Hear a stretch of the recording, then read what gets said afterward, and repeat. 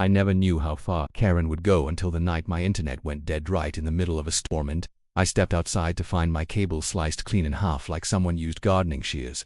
At first I thought it was vandalism, maybe a prank, but when I checked my cameras, what I saw changed everything. Because there she was, HOA Karen herself, creeping across my yard at 2:17 a.m., hood on, flashlight off, cutting my line like she was sabotaging a military operation. She thought she was hidden. She thought she was safe. She thought I didn't have proof. But she didn't know the night vision camera I'd installed 2 weeks earlier recorded everything. And when I confronted her, that was the moment the neighborhood learned the truth. Karen wasn't just power hungry. She was dangerous. I've lived in my neighborhood for 12 peaceful years. 12 years of quiet mornings, well-trimmed lawns, porch coffee, and the kind of neighbors who wave without expecting much more. The HOA was always manageable, annoying, sure, strict, occasionally, but nothing like the terror it would become once Karen took over. Karen moved in 3 years ago and immediately decided the neighborhood was falling apart. She said it loudly at every meeting, every barbecue, and every chance she got, usually while holding her little notebook where she wrote down violations. Like she was training for a job no one offered her. Oversized flower pots, garden gnomes, holiday lights put up one day early. She wrote everything down. But the worst thing about her wasn't the rules, it was the control. The need to dominate, to intimidate, to push people, just to see who would break. I kept my distance. I'm in my early 60s, widowed, retired from a long career in infrastructure. I don't bother anybody. I work part-time from home, mostly remote contracts. All I need is peace, coffee, and a stable internet connection. But that was exactly what Karen targeted. Because Karen didn't like that I worked from home. She didn't like that delivery trucks sometimes stopped by, and she definitely didn't like that a few neighbors often came over for tech help, which she called unlicensed business activity. The woman once fined a guy for having a bird feeder. So when she saw people visiting my place more often, grandpas who needed printer fixes, older neighbors whose iPads froze, she got suspicious. She started hovering, watching, taking photos, and then came the violation. Letters, excessive foot traffic, professional activity in a residential zone, unauthorized equipment installation, and my personal favorite, suspicious nighttime lights visible through window blinds. That last one, yeah, that was just my computer monitor. I laughed at first. I always tried to laugh, because I thought I could ignore her. I thought she would get bored and go pick on someone else, but Karen wasn't bored.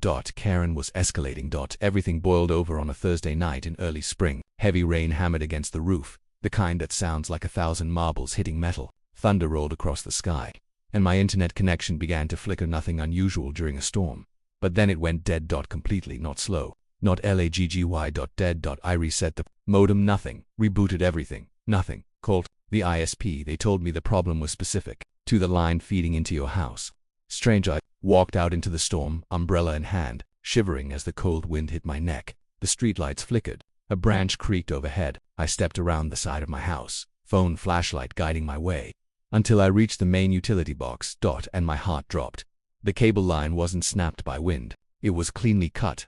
Straight, precise, deliberate, like someone took pruning shears and sliced it with intention. Rain dripped down my neck as I crouched, staring at it. Not an accident. Not a storm casualty. Sabotage. My stomach twisted. I didn't want to jump to conclusions, but one name popped into my head immediately. Karen. But why? To punish me, to scare me, to control the neighborhood. I rushed back inside, soaked to the bone, and went straight to my security app. I scrolled back through the footage. The storm made visibility rough, but the cameras I had installed recently were good, very good. Military-grade night vision. Wide angle. I tapped through. 1:55 a.m. Nothing. 2:05 a.m. rain. 2:12 a.m. a shadow. 2:17 a.m. a figure. My blood ran cold. A hooded figure walked alongside my house. Slow, cautious, hugging the wall like they were avoiding being seen. Their hood was up, jacket zipped, flashlight off, moving with purpose. I zoomed in. Even with the hood, I recognized the posture, the hunched shoulders, the gait, the way she turned her head every few seconds like she was checking for witnesses. It was Karen. Karen on my property. At 2:17 a.m. cutting my internet line. My hands shook with rage. This wasn't petty. This wasn't HOA nonsense. This was sabotage, interference, trespassing, possibly even a felony if my work was disrupted. And for 12 minutes, she crouched by the box, fiddling, cutting, checking, confirming the line was dead. She walked off with the confidence of a woman who believed she was untouchable. I wanted to confront her right then, but the storm raged, so I waited until morning. When daylight broke, I didn't knock on her door. I waited in my porch chair sipping coffee, staring at her house. She stepped outside in her robe, picking up her newspaper like she didn't commit a crime 6 hours earlier. She saw me staring. She froze. I stood, walked across the lawn, holding my phone in my hand. "Morning," I said calmly. She clutched her robe tighter. "Is there a problem?" I tilted the phone just enough so she could see the paused video frame. Her silhouette kneeling by my cable box. Her face went pale. Her lips parted. She didn't speak. "You were on my property at 2:17 a.m., I said, cutting my line. She swallowed hard, then lifted her chin like she was trying to regain composure. "That video doesn't prove anything." I pressed play. Her face was unmistakable. The light from her phone reflected off her glasses. Her bracelet, a silver charm bracelet she always wore, glinted in the night, and when she leaned forward, her hood slipped just enough to reveal her blonde streaked hair. She panicked. She reached out as if she could snatch my phone. "I don't know what you think you saw," she stammered, "but this is harassment." "Karen," I said softly, "you cut my internet line. You damaged property, and you tried to hide it." She trembled, then she snapped, her mask breaking. "You think you can just do whatever you want in this neighborhood? You think your house is special? You think your rules matter more than mine?" Her voice cracked. "You're bringing in outsiders, people with tools, people with equipment. You're running a business. I had to stop it. You could have come to talk to me." "I don't need to talk to you," she shouted. "I am the HOA." And that sentence told me everything. She really believed it. She believed she was above the law, above the rules, above consequences. But she had no idea what was coming because I wasn't done gathering evidence. And that video, it was only the beginning. Asterisk. Karen turning her back on me after shouting "I am the HOA" should have been the end of it. She should have walked inside, realized she messed up, and maybe apologized later after her panic settled. But that's not what happened. No, Karen doubled down in a way that only a person drunk on power could double down. She stomped back across her lawn, slammed her door so hard the window curtains shook, and for a few seconds, I thought maybe she was crying. The blinds twitched, something rattled. Maybe she was throwing things. Or maybe she was calling someone on the HOA board, someone she believed could rescue her but she didn't know. Something important. I wasn't going to let this go, not because of pride, not because of revenge, but because Karen crossed into a territory where she could hurt people. If she cut my internet line, what was stopping her from cutting someone else's power, their water, their security cameras? Someone with medical equipment, someone vulnerable. She wasn't just dangerous, she was escalating, and I knew what escalation looked like. I'd worked in cybersecurity for 40 years. People start small, little tests, and when they don't face consequences, they push further and further. By noon I had already downloaded all the camera footage, backed it up on 3 drives, uploaded it to the cloud, and printed still shots. I wasn't playing games, but Karen was. Around 3 p.m. I heard a knock at my door. Hard, rapid, angry knocking. I opened it to find not Karen, but 2 HOA board members. Mild-mannered retirees, sweet people usually, Irene and Charles. Irene spoke first, her voice trembling. We need to discuss a complaint." I raised an eyebrow. "A complaint? From who?" And then I saw it. Karen standing at the end of my driveway, arms crossed, watching them like a mob boss supervising her debt collectors. Charles cleared his throat and handed me a paper. "We received a formal report that you have been intimidating the HOA president." I almost laughed. "Intimidating?" I asked. "By showing her evidence of a crime she committed." They exchanged uneasy looks. Then Irene whispered. She said, "You threatened her. She cut my internet line." I said, "She trespassed. I have footage." Charles opened his mouth, but Karen yelled from far away, "Don't let him manipulate you." Her voice echoed across the street like a siren. Irene flinched. "Look, can we come inside and see the footage? We don't want to take sides. We just want to understand." I stepped aside, let them enter, brought them to my living room, and pulled up the video on my TV. The moment Karen's face became visible in the night vision frame, both of them gasped. Charles leaned closer until his glasses nearly touched the screen. Oh my lord, that's her. That's definitely her." Irene put a hand over her mouth. "Why would she?" "Because she thinks she owns the neighborhood," I said quietly, "and she thinks she can bully anyone who doesn't fall in line." They stared at the footage for a long moment, long enough that I could see their faith in Karen cracking apart like old plaster. You have a copy of this?" Irene asked softly. "You can," I said, "but if you take this to her, she'll panic and retaliate. I suggest you decide how to handle her very carefully." Charles whispered. "She's been difficult for a long time, but this is something else." Then came the part that made my blood boil. Karen barged into my house. She didn't knock. She didn't ask. She just stormed through my open doorway like she owned the place and screamed, "You do not have permission to show them that." Charles jumped back. Irene screamed. Karen's eyes were wild, desperate, unhinged. She pointed at me with a shaking finger. "You manipulated that video. You edited it. I was out checking drainage issues. That cable was already damaged. You cut it," I said calmly. "It's all on camera." "You're lying," she shrieked. "You're running an illegal business out of this house, and you know I looked at Irene and Charles. They were stunned not just by her intrusion, but by how unstable she looked. Karen grabbed the remote off my coffee table and tried to shut off the TV, but I stepped between her and the screen. Karen, I said, voice low, steady, cold, you need to leave my house.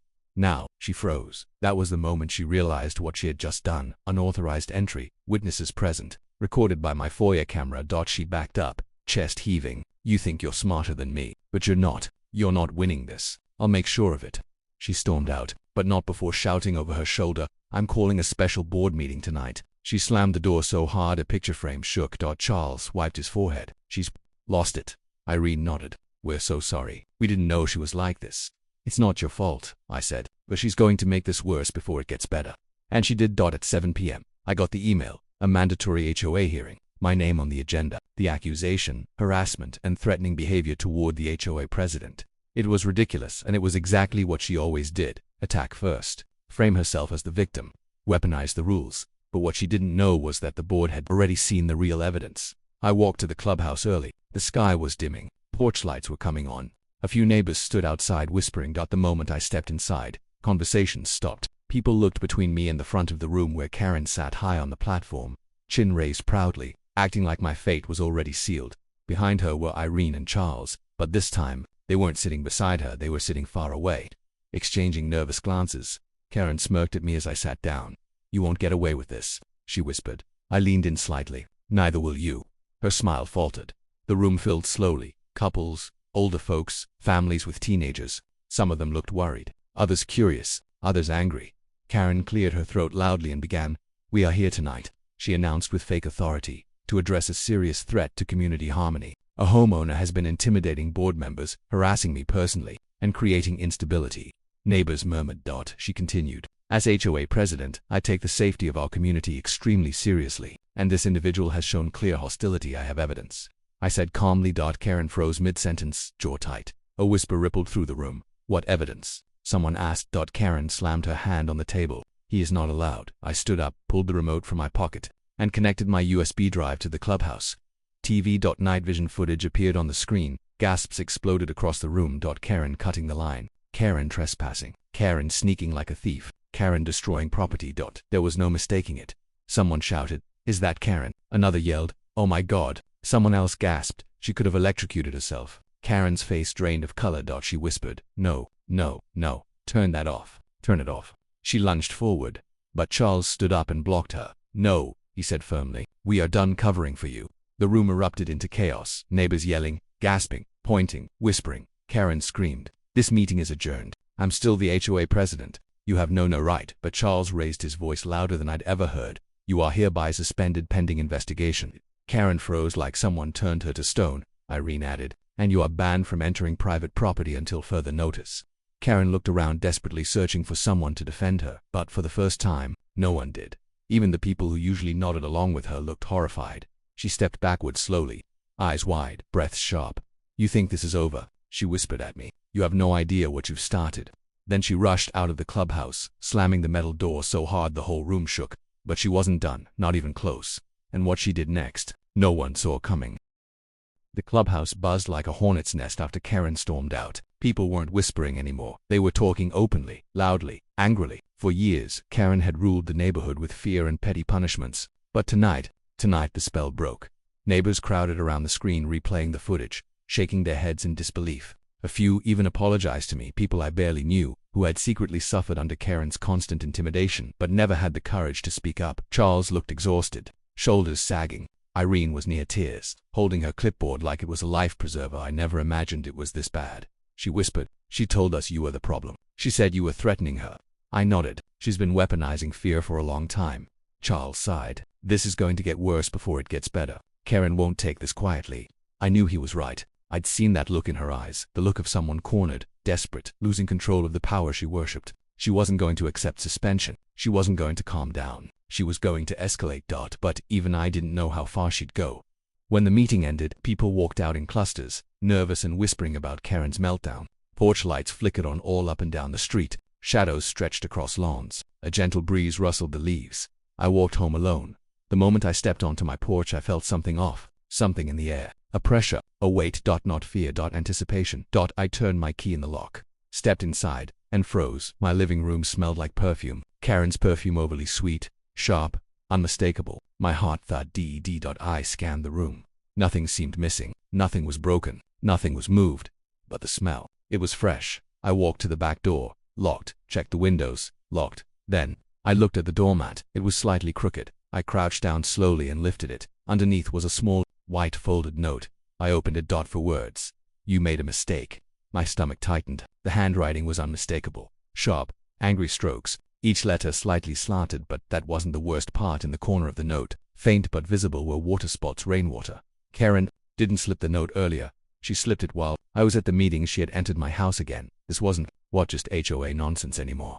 This was obsession. I immediately went to my desk and pulled up my indoor foyer camera. Motion. I scrolled back through the last 2 hours. Nothing. No alerts. No clips. That meant one thing. She knew where the camera was and avoided it. She'd been inside enough times to know how to slip around blind spots. I sat down slowly, adrenaline pulsing through my veins. This wasn't about rules anymore. This was personal, targeted, calculated, and Karen was losing grip on reality. I decided then, she wasn't just going to be suspended. She needed to be removed permanently, not punished, not fined, removed. For good. But before I could even start planning that, I noticed flashing blue lights reflecting off my living room wall. Police. 2 patrol cars parked in front of my house. I stepped outside immediately. A pair of officers approached. Young guys, polite but firm. Sir, one said. We received a report of a domestic disturbance and potential assault coming from this residence. I blinked. Would I live alone?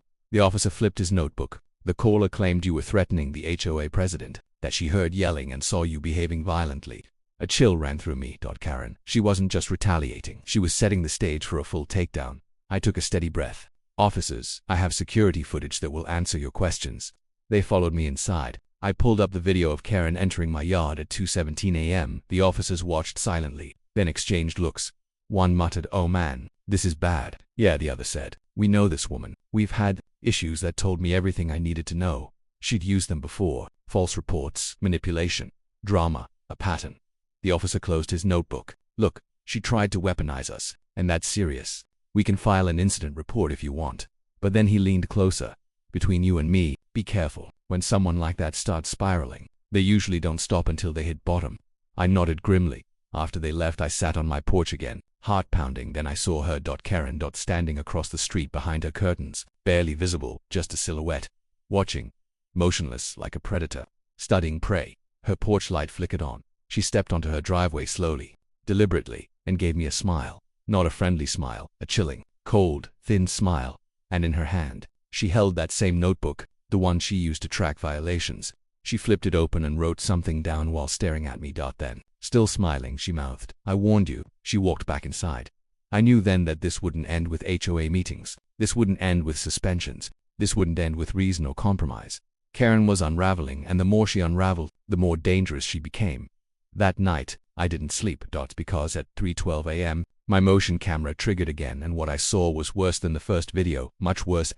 Karen froze outside my fence, her eyes darting toward the cables like she'd been caught with a bloody knife in her hand. For the first time since this entire nightmare started, she didn't have that smug expression, the one she always wore when she thought she had some kind of HOA power. No, now she looked like someone who had just realized her entire plan was shattered in a single moment. My wife walked out behind me, crossing her arms, watching Karen like she was watching a fox pretend it wasn't in the chicken coop. Karen stepped backward, hands shaking slightly. I didn't cut anything. I was checking for compliance issues. Compliance. I stepped closer. "Karen, you were literally holding the cutters, and you're being recorded. In 4K. From 3 angles." Her lip twitched. "Your cameras are illegal. They invade my privacy. They violate the HOA charter." First, I lifted my phone, showing her the screen. The HOA charter does not override county law. Second, the cameras point at my yard, my fence, my lines, not your property. And third, you're the one trespassing. She swallowed hard, glancing around as if searching for someone to back her up, but the cul-de-sac was quiet. Even the wind seemed to pause. Then she tried something I didn't expect. She screamed, "I was assaulted. He threatened me. Call 911. She threw herself dramatically toward the sidewalk like she'd been shoved, landing awkwardly on the grass but still committed to the performance. Like a soap opera actress on her last episode, my wife whispered, "Is she for real?" I whispered back, "She thinks she's gonna flip this." Karen kept screaming, louder and louder, until a couple of neighbors peeked out their windows. One lady walking her dog froze mid-stride, staring at the spectacle unfolding like it was free entertainment. I didn't even raise my voice. I just hit one button on my screen. The feed switched the exact moment Karen snipped the line, followed by her panicking, then me calmly walking out. I lifted the phone so she could see. Her entire face went pale. No, you can't show that. You can't, she stuttered. It's already saved to the cloud. I said, already synced, already backed up. You can smash my phone right now and it'll still be there. She blinked rapidly, breathing fast. Her earlier confidence completely evaporated. You can't ruin me over this, she whispered. I'm the HOA president. I have responsibilities. People rely on me. Yeah, I said. And apparently one of those responsibilities is breaking into yards and cutting internet lines. Before she could react, a police cruiser turned the corner. She froze like a mouse spotting a hawk. My wife muttered. Perfect timing. The officer stepped out. Deputy Marshal Good Guy knew most of the neighborhood. He walked up slow, taking in the scene. Karen on the grass, me standing calmly with my phone up. What's going on here? He asked. Karen jumped up instantly. Officer, arrest him. He assaulted me and he's been recording me illegally and he threatened me. Her voice cracked mid-sentence. Deputy Marshal looked at her, then at me. Sir, I handed him the phone. Just play from the beginning. He pressed play. It took 30 seconds. That's all. 30 seconds for the deputy to go from neutral, concerned to a long exhale of disbelief. He looked at Karen. You cut his property line. You attempted to falsify an assault allegation. And you caused a service disruption. Karen's voice dropped to a desperate whisper. I thought the cameras were off. The deputy lifted a brow. You thought wrong. She stumbled backward, shaking her head. You can't arrest me. I'm HOA president. That's not a legal position, he said. And it doesn't place you above the law. As he began reading her the situation, not even cuffing her yet, just explaining the charges she could face, she suddenly switched. Tactics again. She started crying like full-on meltdown. These people, they never respect the rules. I work so hard. I try to keep this neighborhood safe, and he treats me like some kind of criminal. I almost responded, but I bit my tongue. She wanted me to react. She wanted the deputy to see us arguing, to muddy the waters, but silence. Silence made her unravel faster. Deputy Marshal said calmly, Ma'am, step over here with me. She followed, wiping her face exaggeratedly like she was auditioning for sympathy, but he wasn't buying it. After a few minutes, he came back to me and my wife. She's getting cited, he said. Possibly more, depending on the final review. I've called in the county inspector too. If she's been touching lines, they'll want to document it. I nodded. Thank you. He paused, lowering his voice. Between you and me, I've been called here by her before. She thinks the HOA gives her legal authority. It doesn't. She needs a wake-up call. He walked back to his cruiser while Karen sat on the curb, muttering angrily into her hands for the first time. My wife whispered, Do you think she'll stop after this? I thought about it. Karen. Stop? No, if anything, she'd get worse. But I didn't expect how much worse, because the very next morning before sunrise she called for an emergency HOA meeting. In our driveway. With a megaphone. I was woken by a distorted voice blaring. This community is in danger. Our privacy is being violated. We must act before it's too late. My wife sat up in bed. Oh, she's lost it. I looked out the window. There she was, standing with a folding table, a stack of angry red printed flyers, her megaphone, and about 11 confused neighbors huddled around her in pajamas and slippers. She pointed toward my house as if I were a threat to national security. He records everything. He has surveillance that watches you, your children, your homes. No one is safe. The neighbors murmured, unsure. One older man squinted at her. Karen, he's got cameras on his own yard, Karen shouted. You don't understand. He's dangerous. He invaded our systems. I opened the front door. Everyone turned. I stepped out calmly. Morning, I said. Didn't realize there was a meeting scheduled on my property. Karen slammed the megaphone button. You will remove your cameras immediately or the HOA will take action. I smiled slightly. Karen, you don't have any legal authority, and you're still under investigation for cutting my internet line. Her eye twitched. This isn't over, she hissed. And in that moment, for the first time, I realized something chilling. Karen wasn't panicking because she got caught. She was panicking because she knew she had more to hide. This wasn't the end. This was the beginning, because what I didn't know, what no one knew, was that Karen had been tampering with multiple homes in the neighborhood for years, and I had the footage that was about to bring all of it to light. Asterisk. Karen's emergency driveway meeting fizzled out after half the neighbors realized she wasn't holding anything except rage and a megaphone. They shuffled back home, muttering about coffee and sleep. But Karen didn't leave. She stayed there, staring at my house like she was waiting for me to slip up or walk. Outside again, I ignored her and went back in. But my wife watched from behind the curtain. She's spiraling, she whispered. This is obsession. It wasn't just obsession, it was desperation. There was fear in her eyes that didn't exist before. She wasn't trying to enforce anything anymore. She was trying to cover something, and I didn't even know the half of it yet. By noon, I had the new internet line repaired, the cameras reconnected, and all the footage backed up twice. While I reviewed the night before's clips, something caught my eye. A second shadow, not Karen's. A tall shape had been standing near her the night she cut the line. Someone else was watching from behind the neighbor's tree. But when I zoomed in, the figure stepped back out of frame before the camera could catch a face. I frowned. My wife leaned over my shoulder. Who's that? No idea. But Karen wasn't alone. Before I could think more about it, there was a knock on the door.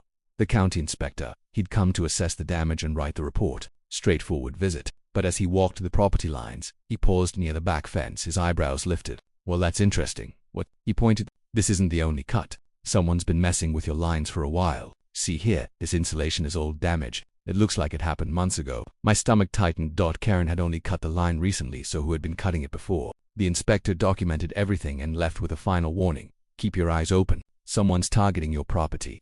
As soon as he pulled out of the driveway, a white SUV rolled slowly down the street, windows tinted, too dark for legal tint in our county. It slowed in front of my house, stopped, then rolled on.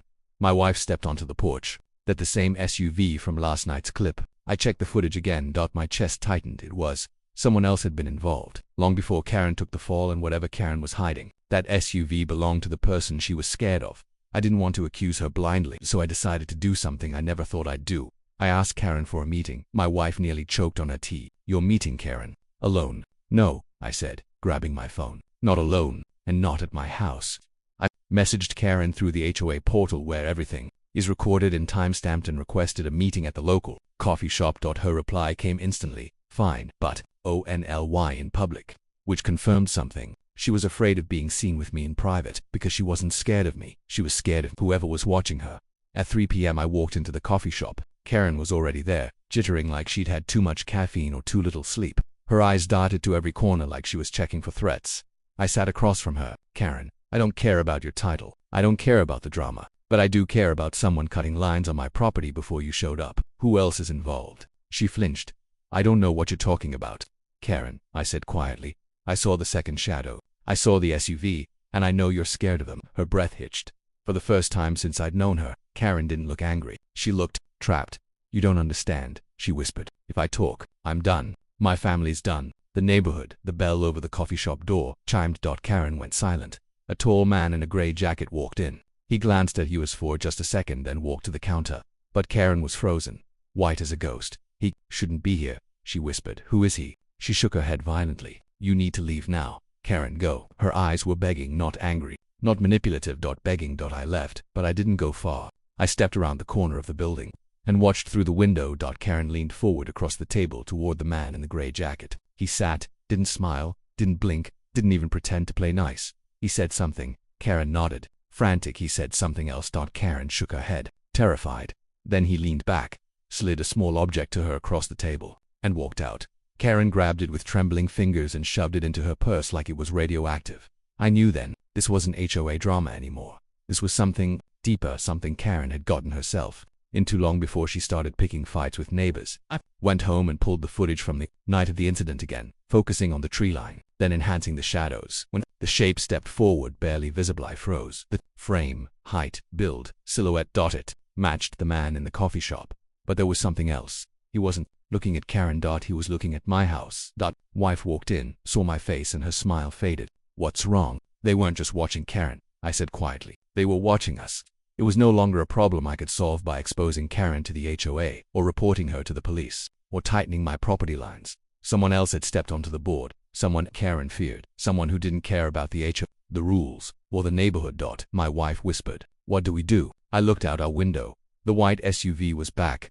Engine running. Lights off. Parked. Exactly where Karen had stood the night she cut my line. What did we do? We were in danger. Real danger. And I had no idea why, but I was about to find out because the next morning, I woke up to find my backyard gate open, and a brand new cable cut clean through. Not by Karen. By accident, but by someone who wanted me to know this wasn't over. This was the beginning. The backyard gate didn't just open, it was propped open with a small river stone, a smooth, round one that hadn't been there the night before. Whoever did it wanted me to know they'd been inside. They wanted me to feel unsafe, and it worked. My stomach twisted as I knelt beside the freshly cut line. The cut was clean again, no jagged edge, no hesitation. Exact same blade, exact same method.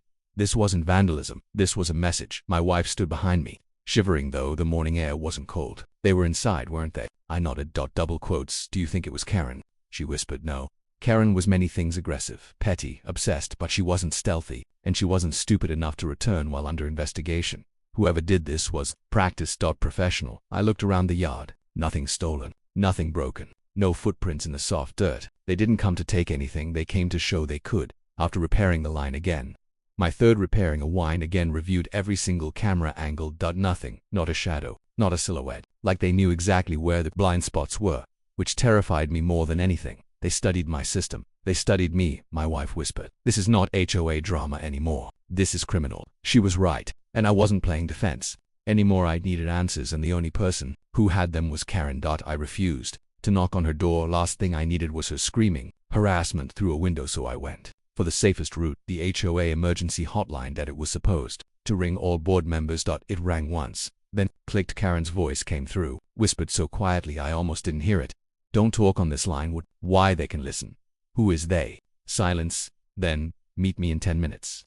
The park, by the maintenance shed. Click. That park was neutral ground, wide open, public cameras, families around. It was as safe as any meeting with Karen could be. When I got there, she was already pacing, wringing her hands, her hair a mess, her eyes red like she hadn't slept in days. She looked smaller, weaker, not the tyrant with a clipboard, not the HOA dictator, more like someone being hunted. She spotted me. Why did you call me? Someone cut my line again. Her face drained of color. She whispered, was the gate open? Yes. Oh God. She backed up as if she might fall. He came back, the man from the coffee shop. She nodded slowly. I told you, if this goes beyond the HOA, I tried to warn you. They're watching me. And now they're watching you, Karen. You need to explain everything. Her eyes darted around, scanning the park. I became HOA president to stop him, she whispered. Not to control the neighborhood, not to bully people. I blinked. That wasn't what I expected. She took a shaky breath. He bought 3 homes in the community, cash, under different LLC names. He uses them for storage. Not legal storage, dangerous storage. What kind of storage? Karen swallowed. Hard drives, equipment, people. I froze. Are you saying? Before I could finish, Karen held up a trembling hand. I don't know everything. I only know what he threatened me with. He said if I didn't keep the neighborhood quiet, if I didn't stop people from installing cameras, if I didn't get close enough to monitor things, he'd make sure my family disappeared. So he forced you to take the HOA position. She nodded. Tears formed in her eyes. He told me to file fake violations, to keep everybody distracted, to make sure the community stayed under his eyes and not under county attention. My breath caught. She wasn't just a tyrant. She was a puppet, a terrified one. And when you installed your cameras, she whispered, he told me to get rid of them. He said your angle was too close to one of his rentals, so I cut the line. I didn't want to, but I was scared. My heart pounded. And now he's cutting the lines himself. No, she said shakily. If he cut your line, he wouldn't hide it. He'd make sure you knew he did it. Then who? A voice behind me answered for her. Me. I froze. Karen froze. We turned slowly. A man stood behind the maintenance shed. The same man from the coffee shop. Gray jacket, cold eyes, calm as a surgeon, hands in his pockets. Except now, I recognized something. His features. His posture, his build. He wasn't just any man. He was the shadow from the footage. Karen whimpered. Please, please, just let us. He raised one hand to silence her. Didn't even look her way. His eyes were locked on me. You've been very difficult, he said. It didn't sound angry. It sounded irritated, like I was an inconvenience he needed to deal with before lunch. I stepped back. Who are you? He tilted his head slightly. The one who decides what stays private in this neighborhood. Karen's knees buckled, and she sank to the bench, sobbing silently. I didn't move. I didn't breathe. What do you want? I asked. I want you to stop. His voice remained calm. Stop the upgrades. Stop the cameras. Stop the repairs. Stop looking at your footage. Stop investigating. Stop making it complicated. And if I don't, he smiled a thin snake-like smile. Then the next line I cut won't be made of fiber. My blood turned ice cold. Karen sobbed into her hands. My wife's voice echoed in my memory. This is not HOA drama anymore. She was right. This was a threat, a real one. I clenched my jaw. You think I'm just going to let you let? He interrupted. You think you have a choice. I took a step back. Slow, measured. He didn't stop me. He didn't move. He didn't even blink. He just whispered, this isn't your fight. Back out, before you force me to finish it. I didn't answer. I turned and walked away, every muscle in my body screaming, telling me not to run. Behind me, Karen cried harder. The man vanished behind the shed like he'd never been there, and when I got home, my front door was wide open. And on my kitchen table was a single item, a smooth riverstone, the same kind used to prop open my gate. Except this one had something new. A message burned into the surface. That was a warning asterisk. The riverstone sat in the center of my kitchen table like a detonator, smooth, cold, burned with that message that made the house feel smaller, darker, dangerous. My wife stood behind me, covering her mouth, her voice trembling. He was inside our home. I didn't answer. I couldn't. My pulse hammered in my ears. The man had walked right into my house, no forced entry, no broken lock, meaning he either picked it or had a key. And the thought of him walking freely through my kitchen while we slept made my chest tighten until it hurt. My wife whispered, "We have to leave." I shook my head. No, that's what he wants. Fear, silence, compliance. Same things he'd forced on Karen, but I wasn't her. This wasn't going to end with another cut wire or another threat in my house. I grabbed my phone and called the person who wouldn't be intimidated. Sheriff Tate, not a deputy. The sheriff himself. A man who'd lived in this county 30 years, who knew every criminal trick in the book. He answered on the second ring. "You are right." "No," I said. "I need you here now." When he arrived, he didn't wait for explanations, just walked straight in with 2 deputies, scanned the stone, scanned the room, then looked at me. "Tell me everything," he said. I told him, all of it. The man in the gray jacket, the SUV, the threats, the cut lines, Karen's confession, the meeting behind the maintenance shed. Every detail. The sheriff listened with the focus of someone piecing together a puzzle he already suspected existed. When I finished, he nodded slowly. "I've heard rumors about a man buying up rentals with different shell companies. Nothing I could pin down. But this," he pointed at the stone, "this changes things. What do we do?" My wife asked. Sheriff Tate cracked his knuckles. "We watch him hard. He said he hates cameras." "Good, we'll give him cameras he can't see." Within an hour, his deputies had installed covert cams around my street, tiny camouflaged, not the visible house cameras the man knew how to avoid. And for the first time in a week, I felt like I wasn't alone. But Karen, she wasn't doing well that sunset. She knocked on my door. No clipboard, no attitude, just a broken woman holding a manila envelope and shaking hands. She stepped inside like she was entering a hospital chapel. "I can't do this anymore," she whispered. "My kids won't sleep. My husband's thinking of leaving me. Her voice cracked. He said if I talked, I'd never see my family again." "Karen," my wife said gently, "you're safe here." She nodded weakly and opened the envelope. Inside were photos, documents, addresses, copies of HOA incident forms she'd been forced to falsify, maps showing the man's 3 rental homes, all with basements, all with modified wiring, all with deliveries arriving at 3 a.m. Sheriff Tate examined the papers, jaw tight. "This is enough to get the judge to issue a warrant." Karen broke down sobbing, hands over her face. "I never wanted any of this. I just wanted him to leave us alone." She wasn't lying. This wasn't HOA Karen anymore. This was a mother trying to undo a mistake she'd been blackmailed into. The sheriff placed a firm, reassuring hand on her shoulder. "You just did the right thing." And that's when the SUV appeared again. Outside my house. Slow, silent, its headlights off. Engine rumbling like a growl. Karen froze. He knows I came here." The sheriff motioned quietly for his deputies to take positions. He whispered, "Let him approach." The SUV rolled forward until it was directly in front of my driveway. Then it stopped. The back door opened. The man in the gray jacket stepped out, calm as ever. He looked up at my house like he already knew what was happening inside. Then he smiled. Not a friendly smile. A promise. He reached into his jacket fast. The sheriff yelled, "Hands where I can see them." The man didn't freeze, so the sheriff drew. 2 red targeting dots appeared on the man's chest from the deputies' rifles that finally made him pause slowly. He lifted his hands, but that smile never left his face. Sheriff Tate stepped forward with controlled precision. "Turn around." Hands on the vehicle. The man obeyed, but not because he was intimidated. He was analyzing, studying, preparing. As the sheriff cuffed him, the man whispered loud enough for us to hear, "You think this stops anything? I have backups. People above you. People you'll never see." The sheriff tightened the cuffs. "We'll let the judge decide that." He walked the man toward the cruiser before he ducked into the back seat. The man turned his head, locking eyes with me. "You should have left it alone."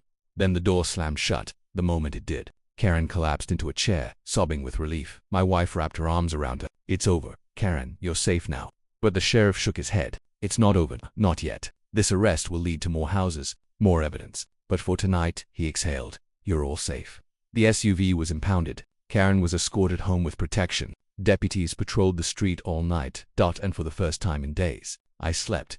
The next week changed everything.